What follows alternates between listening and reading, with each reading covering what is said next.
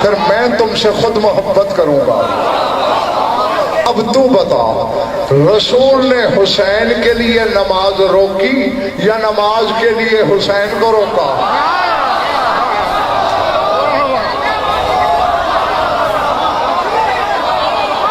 نہیں سمجھ آئی میری بات؟ نہیں بولنے پڑی میری بات؟ بولو نا، حسین کے لیے نماز کو روکا، پھر تو نماز کا بہانہ کر کے حسین کا جلوس کیوں روکتا ہے؟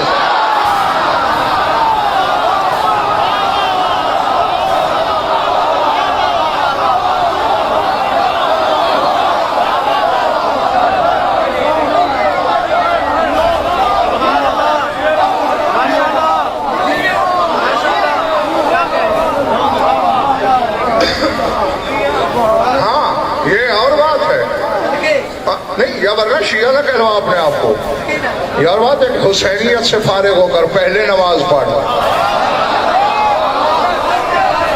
کیونکہ تیری یہ نماز بھی حسینیت کو خراج ہے، وہ پھر حسین والی نماز ہوگی۔ اب کچھ لوگوں کو میری بات اچھی نہیں لگ رہی، نہیں لگ رہی، نہ لگے۔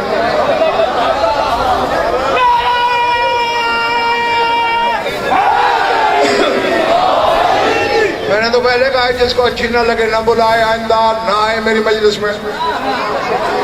ملک خدا تنگ نیست، پائے فقیر لنگ نیست۔ اللہ کا ملک چھوٹا نہیں ہے اور فقیر کا پاؤں لنگڑا نہیں ہے۔ ہاں تو آج تو آ گئے ہو نا، تو پھر آج تو سن لو، پڑھو نمازیں۔ حسین نے نمازی بنایا ہی تجھے ہے، لیکن حسین والی نماز پڑھ۔ یہ نہیں ہے کہ حسین کو پیچھے رکھ کے نماز کو آگے کرے گا تو پھر نماز ہار جائے گی۔ میں نے دیکھا، وقت یاد دلاتا ہوں، بس ختم ہو گئی علی حسین میری بات، اور اسی پہ راضی رہنا۔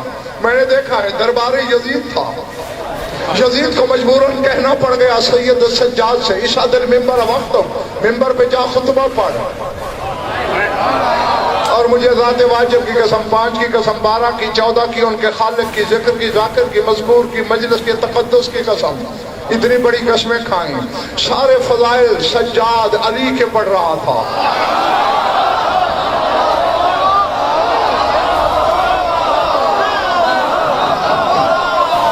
جو پہنچ گئے میں کہتا ہوں گا، جو پہنچ گئے میں کہتا ہوں گا، جو نہیں پہنچے ہو تمہیں بھی اکیلا نہیں کرنا۔ سر رہو، اپنے بابا کے فضائل پڑھ رہا تھا، پہلے اپنے نانا کے پڑھے، پھر اپنے دادا کے، یعنی اپنے وقت کا علی، گزرے ہوئے علی کے فضائل پڑھ رہا ہے۔